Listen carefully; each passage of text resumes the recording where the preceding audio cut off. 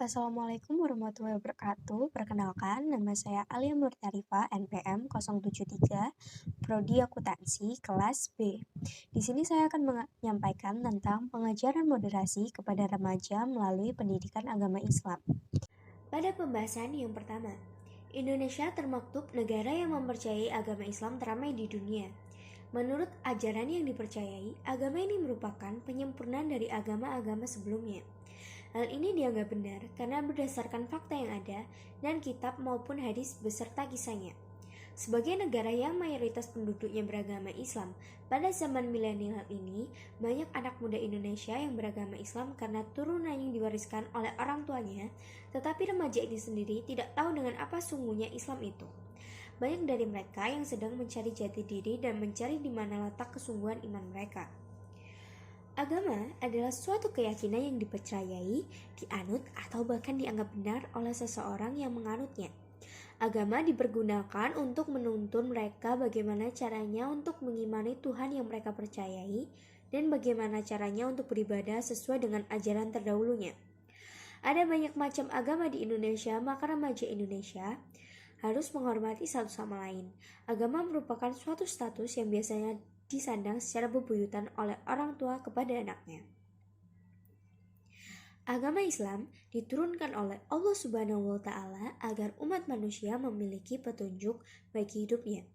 Agama Islam juga mengajarkan bagaimana caranya bersikap sesuai akidah, memiliki rasa toleransi dan menjalankan hidup dengan ketentuan yang sudah ada. Agama ini disebarkan oleh Nabi Muhammad SAW ke segala penjuru dunia. Untuk pembahasan yang kedua, oleh karena itu, pendidikan agama Islam harus dikemas sebaik dan semodern mungkin tanpa meninggalkan sisi keislamannya. Indonesia sendiri memiliki berbagai macam suku, ras, warna kulit, dan bahasa. Agar tidak terjadi kerasisan, maka remaja harus dibekali dengan rasa saling menghormati sesama. Karena zaman sudah semakin maju, pembelajaran agama Islam pada masa kini harus mengikuti arus globalisasi. Dalam artian kata, pembelajaran agama Islam dapat diakses melalui internet dengan mudah karena banyak anak Indonesia yang merasa kurang tertarik jika pembelajaran agama Islam dilakukan secara langsung. Hal ini mungkin dipengaruhi dengan sedikit banyaknya penjelasan dari mentor maupun guru yang dinilai kurang menarik. Pendidikan adalah suatu metode yang digunakan untuk mengkaji dan juga dipergunakan untuk memperdalam ilmu. Pendidikan mencorahkan salah satu transport demi meningkatkan taraf suatu bangsa.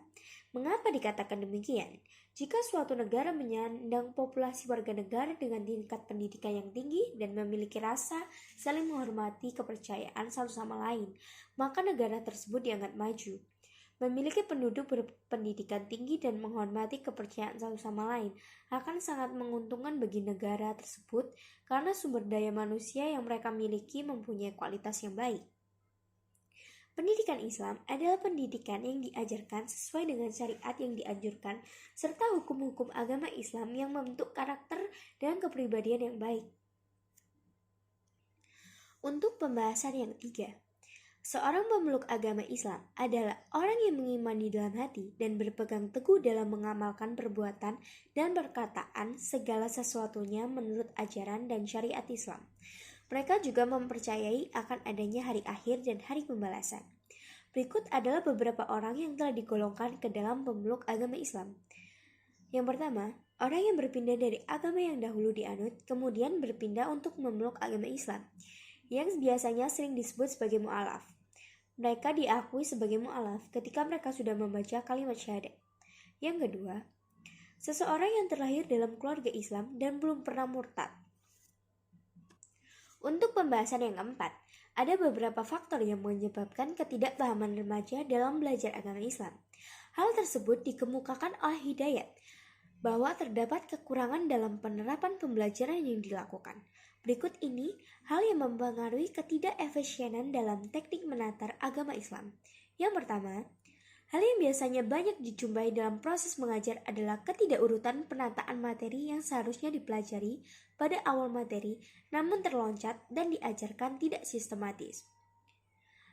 Kesalahan yang terjadi memang sangat dasar, namun hal ini membuat seseorang berpikir, mengapa materi dasar seperti ini ada di akhir?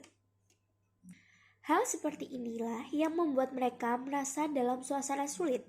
Mengapa bisa seperti itu? Karena bisa saja ada pertanyaan dalam benak mereka terlintas. Mengapa materi sedasar ini terlewatkan diajarkan di awal?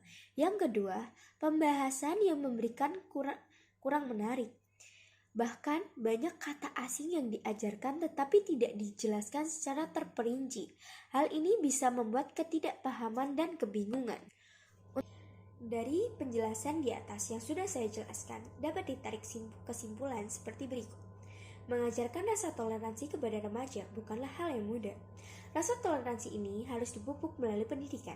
Dengan adanya pendidikan yang mumpuni, remaja akan berpikir bahwasannya dengan bertumbuhnya usia mereka, sudah seharusnya rasa toleransi tertanam tinggi dalam diri mereka. Sesuai dengan ajaran pendidikan agama Islam bahwa menghormati sesama adalah kewajiban, umur hanyalah angka, bukan tentang penentu mental mereka yang sudah seharusnya mengerti bagaimana caranya bertoleransi dengan baik.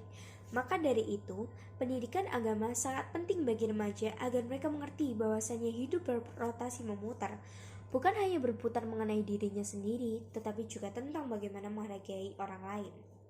Saya Alia Murti Arifah, sekian pamit undur diri. Wassalamualaikum warahmatullahi wabarakatuh.